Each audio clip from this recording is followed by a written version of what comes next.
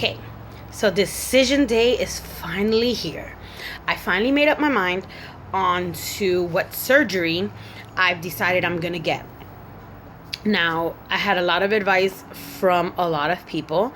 My GP sisters, my husband, I spoke to him thoroughly about it. You know, just people in general that actually cared for me gave me a lot of advice. But I chose a surgery, and I'll tell you which one I chose at the end. But I'm going to tell you pretty much the pros and cons on each of them. And then I'll tell you what I decided for me. Now, let me remind everybody's body is different. What surgery works for you may not work for me. My surgeon has told me all 3 surgeries are 50-50 because of my gastroparesis. This isn't just a straight bariatric surgery. This is actually to hopefully give me a better quality of life. Right now, my quality of life is sucky. I'm losing weight. I can't eat. I throw up everything. I'm severely nauseous all day. So my quality of life kind of isn't great right now. Okay, so let me start with the first surgery. The first surgery is the pacemaker. That was the initial surgery that I went into the office for. Okay, so the pacemaker, pretty much what it would have done was controlled my symptoms. It would have helped me with, it was supposed to help me with nausea, and it was supposed to help me with vomiting because I throw up my food. They're not 100% sure that it would have helped with my motility, but that's a possibility. So that was the pros of it. That's what it was supposed to do. Now, in my research and talking to my doctor, the cons of the surgery are that you can get shocked from the leads that are in your stomach. Also, your body can reject it. It's a foreign object in your body, so your body can reject it. It's not 100% that it'll be a fit for you. Also, it may not take away your symptoms. It may not work. Another con of it is that it can take anywhere up to a year for it to even control symptoms, because they have to adjust the setting on the pacemaker throughout the year. And also, if the battery dies, you would have to go back into surgery and get it taken out. You can get it infected. It can become infected, which will also need surgery to take it out. And also, you run the possibility of needing it replaced every 5 to 8 years. So again, surgery again. That wasn't a fit for me because I pretty much hate surgery and I refuse to continue to go into it. So if this is something that it was going to happen with this, like I said, it's a 50-50 chance. I was not going to take that chance. So I pretty much took that off the table. The second surgery was the gastric bypass, which is really a drastic surgery. They pretty much take your stomach and they cut like a little portion out of it. Then they calculate up to 3 feet of intestine. And then what they do is after they cut it, they take that bottom portion that they cut out and they attach it to the stomach portion. Okay, and then the stuff that's floating, which will be your stomach and the 3 feet of intestine, they take that end of that intestine and then they sew it and attach it to the lower part of the other intestine that was attached to your stomach. Kind of confusing, but I'll probably post a video later of the images that they showed me on how they do it. And then what it's supposed to do is the food pretty much just runs straight down your intestine. And eventually the bile meets up with the food and, does its thing, right? And it ejects out of your body. Now, the pros of that the doctor spoke about were I would lose anywhere from 80% to 90% of my exceeded weight loss, which means if I'm 100 pounds overweight, it would pretty much, take away 80% of that, which is great. For some people, for those people who are looking to lose that amount of weight, that's great.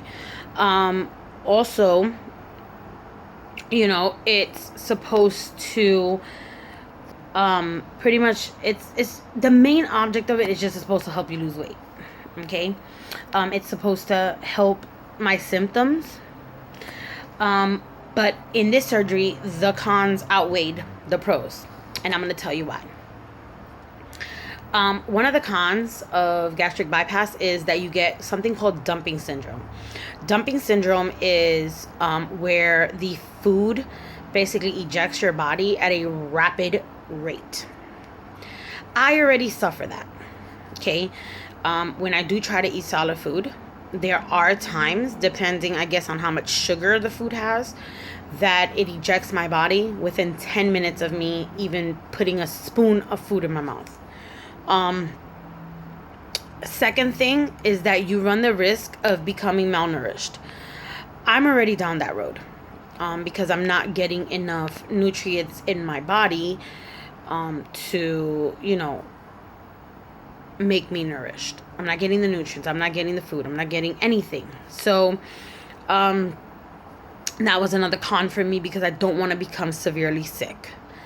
Another con is the possibility that because I suffer from gastroparesis, due to the rapid weight loss and the malnutrition, I may, not saying 100%, may end up on a feeding tube after my gastric bypass. As I said, it's a possibility. I'm trying to do everything to stay away from that. If it has to come to it, it has to come to it. But as of right now, I'm trying to stay away from that. Okay. The third surgery was the gastric sleeve. As you can tell, I left that last because that's the decision I actually decided to go with. Okay. The gastric sleeve is pretty much where they take your stomach, and they cut it. They cut the stomach. They make it a banana size stomach, and they throw away the other portion of the stomach. Okay. So that also has weight loss. It has a little bit less than the bypass. I think it's like 40 to 60 or 50 to 70%. I'm not 100% sure. I got to get back to that. Weight loss is something that I do want. I don't want anything drastic. The reason the weight loss is good with either surgery is because I'm a diabetic. And the diabetes is making my gastroparesis worse. So if I can get my diabetic symptoms under control, then maybe I can get my gastroparesis symptoms under control. But again, that's a 50-50. The cons of the sleeve are that it makes you fuller faster. Okay. That would be a bad thing for people with gastroparesis because we already get full very, very fast. It's not a problem for me because I haven't been hungry in over 6 months. Okay. When I do eat, it's because I miss the taste of the food. I don't get hungry. I don't get stomach pains to get hungry. I get pains from the gastroparesis itself, but I don't get hunger pains or nothing like that. So the sleeve would be something great for me because I already don't get hungry. So that wouldn't be a problem for me. The sleeve also does not give malnutrition because food is going into the acid in your stomach and, doing its job and, doing what it needs to do. The hope is that it'll control my symptoms, which is the nausea and the vomiting. But again, this is all 50-50. Okay. Now I know people are going to tell me, oh my God, don't do this, don't do that. And I appreciate all the advice, but I have to do what's best for me. Now, let me explain something about the gastric bypass. It is reversible. The sleeve is not. Okay? Gastric bypass is reversible for the simple reason is that they can reattach your stomach. the gastric sleeve, they cannot do that because the portion they cut out is pretty much thrown in the garbage. Now, again, why I chose the sleeve and why I didn't choose the bypass, which is reversible. My stomach is damaged, okay? I am a diabetic, so my nerves are more than likely, the doctors are not 100%, but they're more than likely gone, which is why now I'm throwing up all solid food. So my diabetes has made my gastroparesis much worse. I'm trying to get rid of the damaged stomach. I just don't want to deal with it anymore. Maybe making it smaller, it'll give me less to deal with, and maybe not. But this is a decision that I've made, and that's the decision that I'm going with. So I'm going to go with the sleeve. I have to do another 5 months of nutritional visits with the doctors. I also have to do blood tests and all this other stuff. I'm hoping, it's not 100%. I'm hoping for a surgery date of maybe November, December. But it's not 100%. I have to do all my nutritional appointments and do all of that. And just continue this journey. Again, I said this isn't just a straight up bariatric surgery that I'm going to just because I want to lose weight. This will hopefully give me a better quality of life.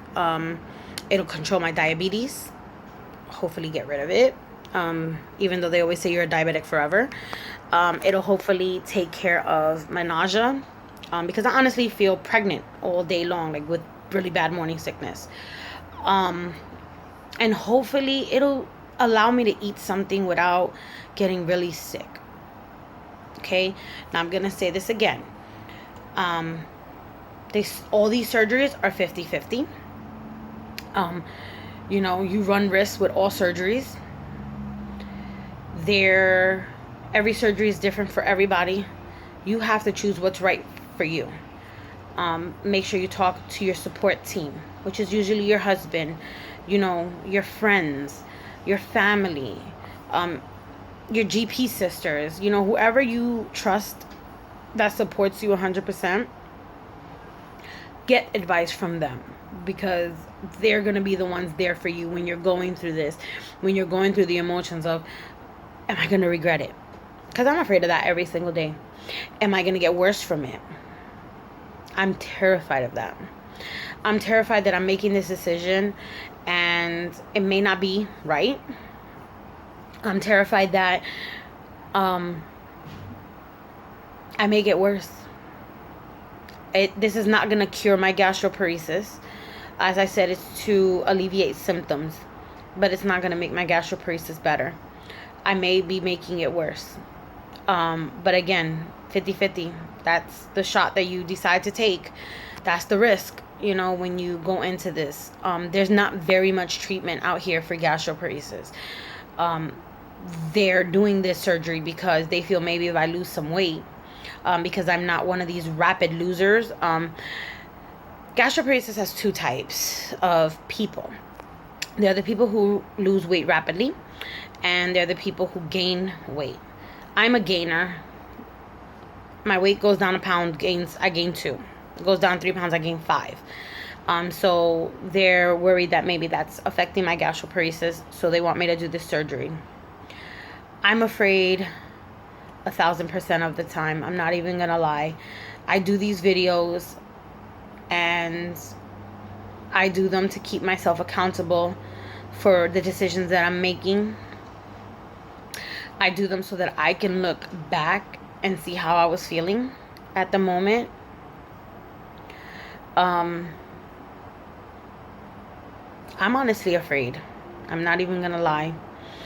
I'm terrified that I may be putting myself in a situation where I'm gonna get worse. I'm afraid that I may be putting myself in a situation where I'm shortening my life. But I may also be getting a little bit better, and I also may be able to spend more time with my children and live a very long life, So these are risks that I'm willing to take. I hope this video can help someone see that you're not alone. I feel alone a lot, but I know I'm not. I have my GP sisters and my kids and my husband, and you know, I have people that do love me and do care for me. But I'm hoping that this video helps somebody who's suffering from gastroparesis and is trying to decide whether to have surgery or not have surgery. And, you know, hopefully it can help them make a decision, and an informed decision, a real decision, not just somebody telling you, do the pacemaker because, you know, this is what you need to do. No, an informed decision. These are 3 major surgeries to go through. I'm not even saying that it's going to be easy, because it's not. So if you guys like my videos, please subscribe to my page. I'm gonna continue vlogging my journey. There'll be videos every couple of days, maybe once a week, depending on how I feel. Again, if you like my videos, you know, subscribe to my channel and let me know what you guys think of these videos. You know, it can help me either get better or stay the same, but you know, comment below, let me know what you guys think. Okay, bye.